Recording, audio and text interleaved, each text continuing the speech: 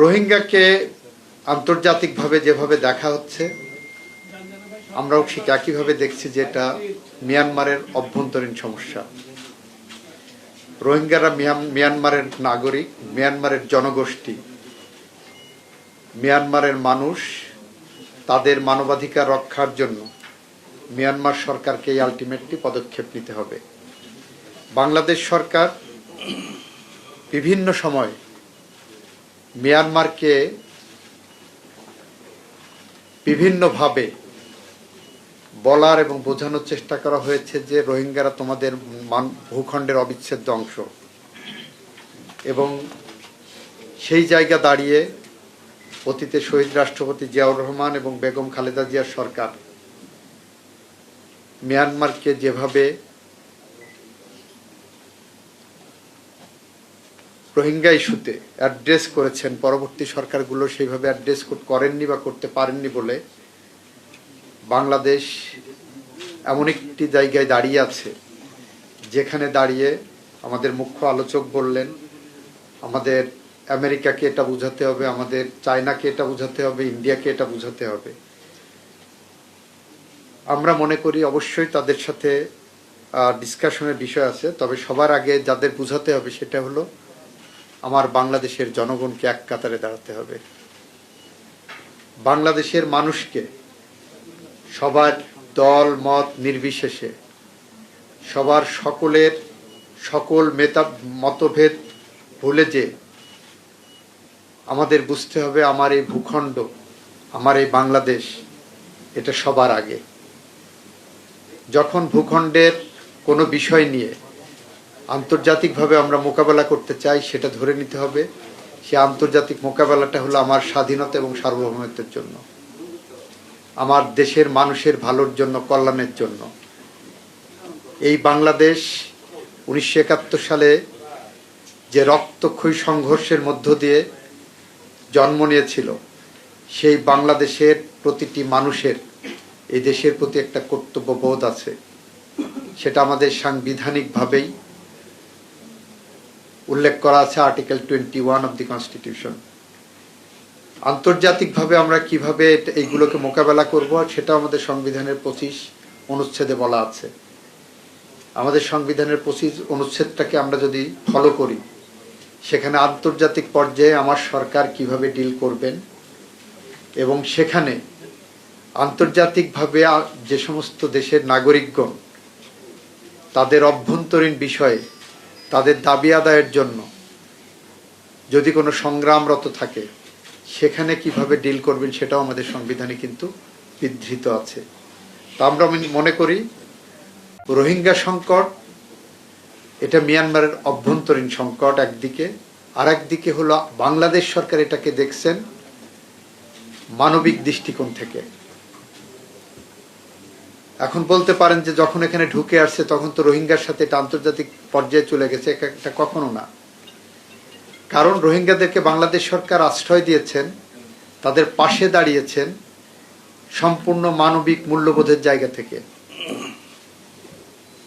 কারণ একজন মানুষ যখন ভূমিষ্ঠ হয় তখন সেই মানুষের 3টা অধিকারকে যদি বৈশিষ্ট্য থাকে, সেই বৈশিষ্ট্যগুলোই মানবাধিকারে রূপান্তরিত হয়। একটা হলো এই অধিকারটা তার সার্বজনীন, ভূমিষ্ঠ হওয়ার সাথে সাথে এমন একটা অধিকার যেটা বিশ্বের সমস্ত মানুষের অধিকার হয়ে দাঁড়ায়। এটা হলো তার ইনএলিয়েনেবল রাইট, এই অধিকারটা সে অন্য কারো কাছে হস্তান্তর করতে পারবে না। এটা হলো তার ইনহারেন্ট রাইট, সহজাত। মানুষ হিসেবে জন্ম নেওয়ার সাথে সাথে তার কিছু অধিকার থাকে, তার জীবন ধারণের অধিকার, তার খাদ্যের অধিকার, তার ন্যূনতম কিছু অধিকার থাকে। যখন এই রোহিঙ্গারা তার নিজ দেশে জেনোসাইডের শিকার হচ্ছে, তখন তারা জীবনের ঝুঁকি নিয়েই বাংলাদেশের বর্ডার ক্রস করে যখন আসে, তাদেরকে তখন বাংলাদেশের জনগণ যখন আশ্রয় দেওয়ার জন্য ইতিবাচক ইঙ্গিত দেয়, পাবলিক ওপিনিয়ন যখন আমরা মিডিয়াতে দেখি, তখন মানবিক দৃষ্টিকোণ থেকে আমরা তাদের পাশে দাঁড়িয়েছি। ফলে এইটা কখনোই আন্তর্জাতিক কোনো ইস্যু আমাদের সাথে মিয়ানমারের না, এই ইস্যুটা হলো মানবাধিকারের ইস্যু। হিউম্যান রাইটস দৃষ্টিকোণ থেকে আমরা দেখি। সুতরাং মানবিক মূল্যবোধের জায়গা থেকে বাংলাদেশ মানুষের পাশে দাঁড়িয়েছে, সেটা আমাদের সাংবিধানিকভাবে দাঁড়ানোর একটা নৈতিক দায়িত্ব রয়েছে আর্টিকেল 25 অনুসারে। তো সেখান থেকে আমরা বলছি, আমরা রোহিঙ্গা ইস্যুটাকে ন্যাশনাল ইউনিটের জায়গায় যদি আমরা নিতে পারি, তার অন্যতম একটা ফলপ্রসূ আমরা পদক্ষেপ হিসাবে চিন্তা করতে পারি। আমরা সেই চিন্তার থেকে দেখেন, আমাদের মাননীয় প্রধানমন্ত্রী দায়িত্ব গ্রহণের পরেই এই বিষয়টাকে নিয়ে একটি জাতীয় কমিটি গঠন করেছেন, কিভাবে অ্যাড্রেস করা যায়। প্রফেসর তৌফিক সাহেব বলেছেন এখানে সিকিউরিটি পার্সপেক্টিভটাকে বেশি গুরুত্ব দেওয়া হয়েছে।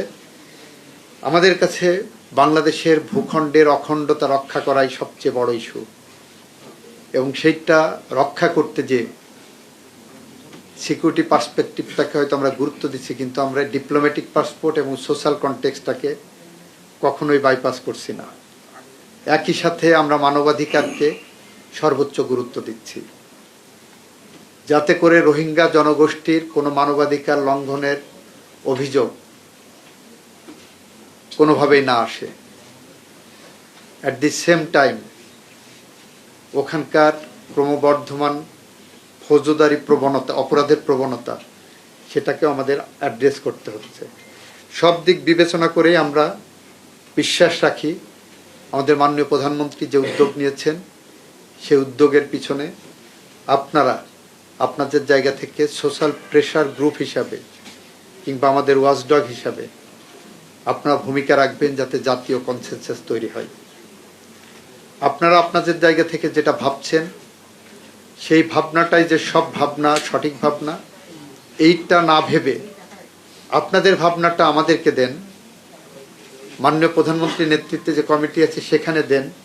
আমি বিশ্বাস রাখি আপনাদের ভাবনাটাকে সর্বোচ্চ গুরুত্ব দিয়ে মাননীয় প্রধানমন্ত্রী কমিটি বিবেচনা করবেন, এবং আমি নিজেও বলবো এটাকে, যে আপনাদের সোশ্যাল প্রেশার গ্রুপের জায়গা থেকে যে রিকমেন্ডেশনগুলো আসছে, সেই রিকমেন্ডেশনগুলো যাতে বিবেচনায় নিয়ে কিভাবে আমরা রোহিঙ্গা ইস্যুটাকে সমাধানের পথে, পার্মানেন্ট সমাধানের পথে নিতে পারি।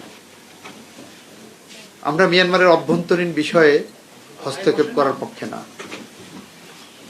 মিয়ানমারের এখানে রোহিঙ্গাকে তাদের ওখানে দেশে পাঠানোটা মিয়ানমারের অভ্যন্তরীণ বিষয়, হস্তক্ষেপের বিষয় না। বিষয়টা হলো, আমরা বলতে চাই রোহিঙ্গারা বাংলাদেশি না। আমরা বলতে চাই রোহিঙ্গারা এই ভূখণ্ডের জনগোষ্ঠী না। আমরা বলতে চাই রোহিঙ্গারা মানুষ। আমরা বলতে চাই রোহিঙ্গাদের মানবাধিকার আছে। আমরা বলতে চাই রোহিঙ্গাদের সংস্কৃতিগতভাবে, নৃতাত্ত্বিকভাবে তারা ওই ভূখণ্ডের অধিবাসী, এবং সেখানে আন্তর্জাতিক আইনে তারা কিছু প্রোটেকশন পাওয়ার অধিকার রাখে।